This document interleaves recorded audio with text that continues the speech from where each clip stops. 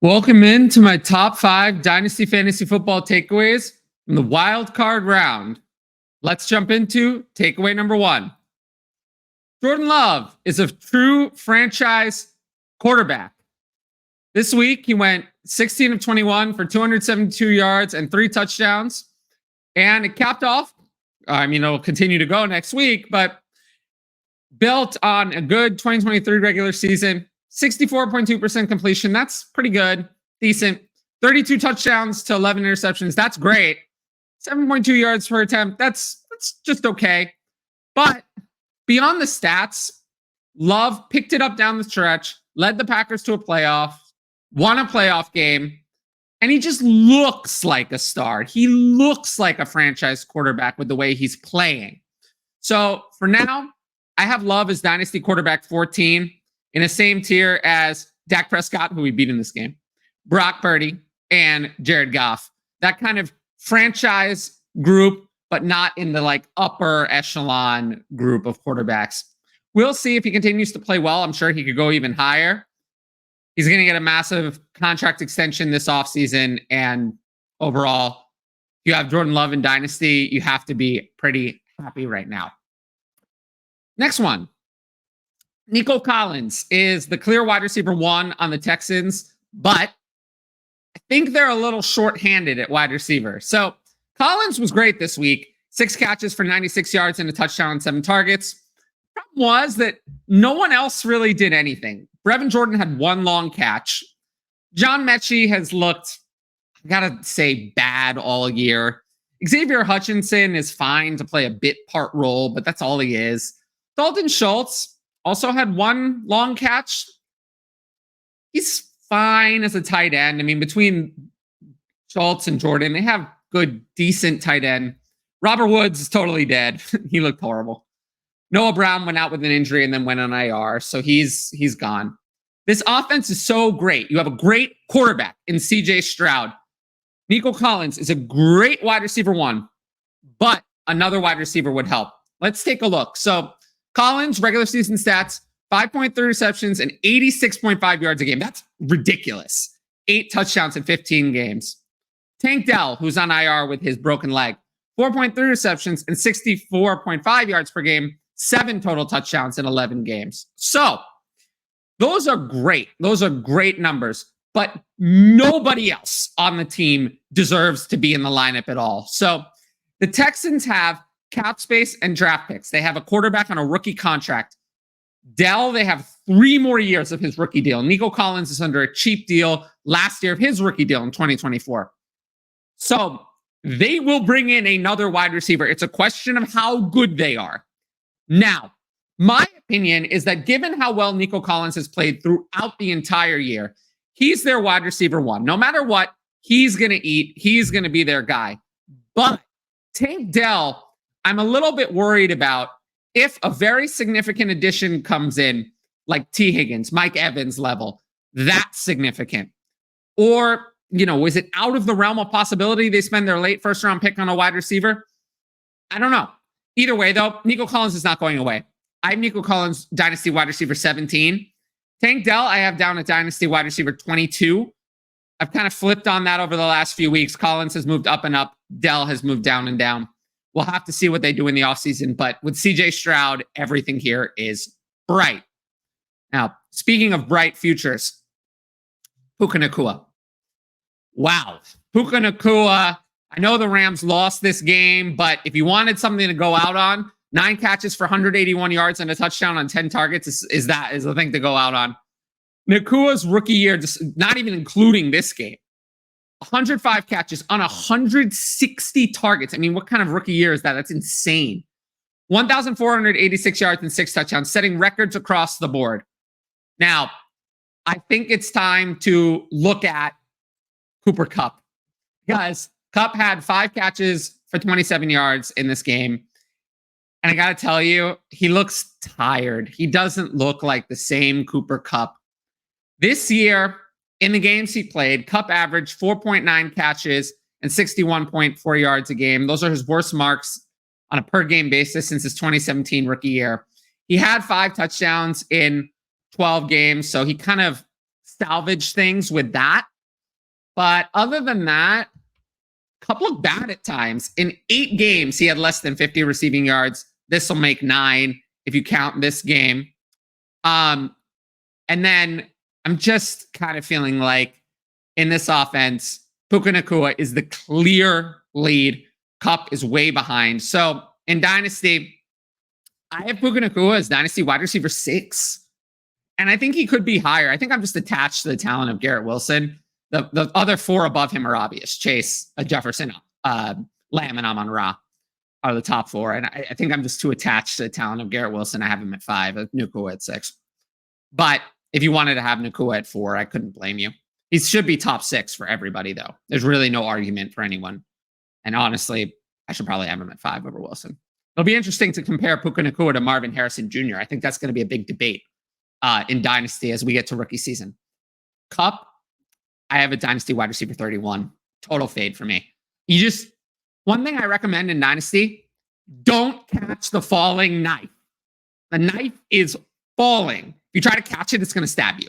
So I'll pass on acquiring any Cooper Kupp shares. Next one, Dalton Kincaid's usage. So strange. He was okay.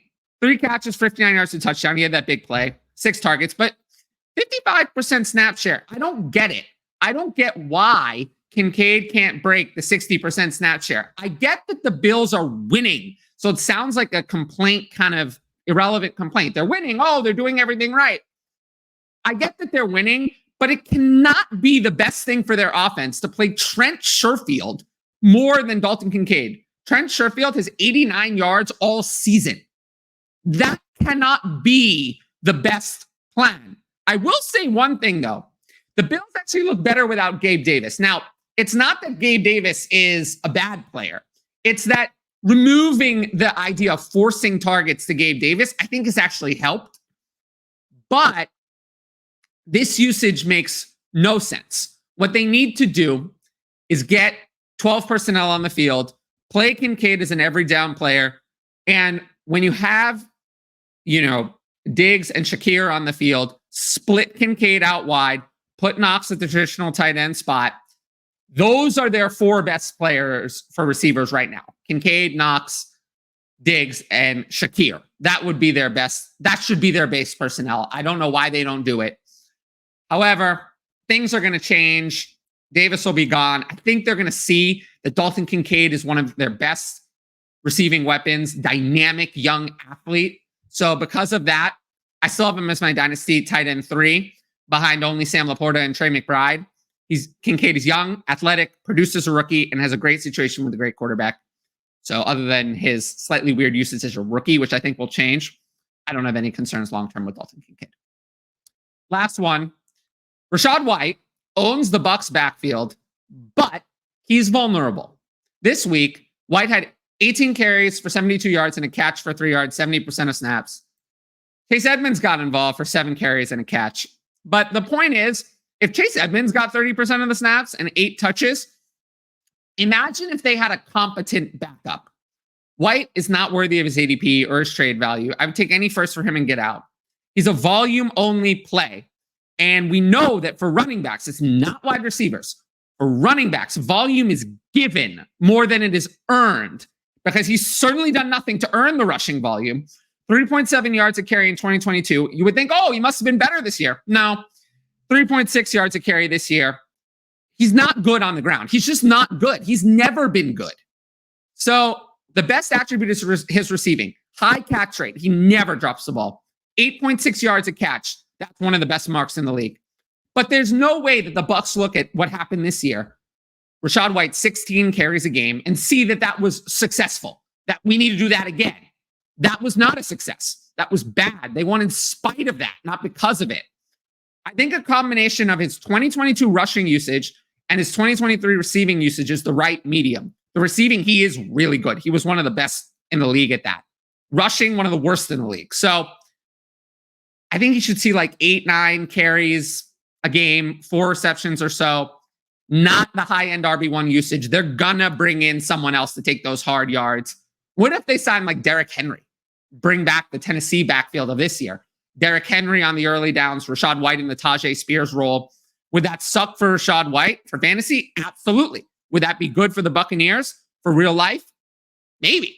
But I worry about Rachaad White. He's never going to see this kind of workhorse role again. He just isn't good on the ground. It's just that simple. So if you've enjoyed the video so far, I want you to make sure to like, comment, and subscribe to the channel. That's the best way to support the YouTube channel directly. Additionally, patreon.com/fantasy advice, my Patreon, where you can support my content. You get my Dynasty rankings, access to the Discord, DM fantasy advice, and the ability to ask advanced questions for the YouTube. So I have 5 questions here today. And yeah, they're all from patrons. And let's jump into the first one. In Superflex, do you lean Marvin Harrison Jr. or Caleb Williams at the 101? For now, I lean Caleb Williams. A lot could change. They're very, very close. But this year, the decision is at the 101 versus 102. Those are my top 2 and by a lot. Like Drake May, Malik Neighbors, they're a good bit down. These are the top 2. This is the decision you'll be making. And I think some of it is going to depend on Marvin Harrison Jr.'s landing spot. I think Caleb Williams is going to the Bears. But we'll see if that changes. That might change it. But they're close enough that landing spot could definitely sway me. You know, Marvin Harrison Jr. going to the Patriots, and then it will probably be Caleb Williams. Marvin Harrison Jr. going to the Cardinals, probably might be him. I don't know. So that's kind of where I'm at on these 2.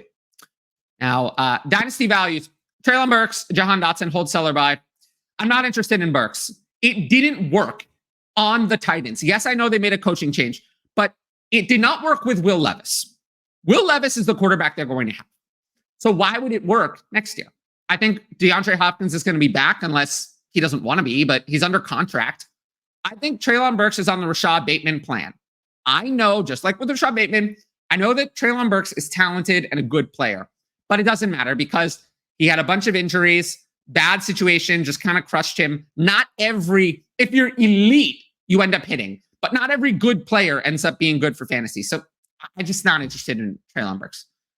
Jahan Dotson, I had more hope for because the Commanders are probably going to have Drake May as their quarterback. Quarterback change is coming. Everything is changing, but Dotson's value is still too high, so he's not really a buy low for me. Lots of chatter about this being a weak running back class. Not sure if that's a fact or a narrative. Possibly have this list of running backs. What's your take? I think the depth of the running back class is fine, but there will be no first-round NFL drafted running backs this year, and that's not a maybe. There won't be. I think it's more likely that there are no running backs in the first 2 rounds than that there are any running backs in the first round. There's no Bijan Robinson. There's no Jahmyr Gibbs. Nothing even in that vicinity.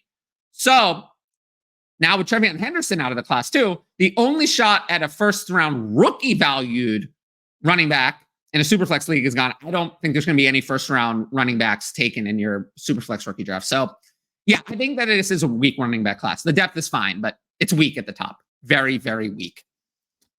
What's your dynasty outlook for Alec Pierce? Is he a hold to see how he fares next year? No. He's a roster clogger. He's a decent player, better for real life or for fantasy. But unless he's on a high-flying, passing-first offense that, like, uses him a lot, he's never going to be relevant. And the Colts are not that. So, not really. Who are some of your favorite throw-in players this offseason? Trey Tucker, Andre Yoshevach, Greg Dulcich, Israel Abanikanda. There's a bunch of them. You just want players who are kind of under the radar, but who could be in a better situation next year, have more fantasy value next year. There's a long list of those. My Dynasty Stash series is the great way to look at these because you can't buy those players directly, but you can throw them in on a bigger deal. So check out the Dynasty Stash series on YouTube.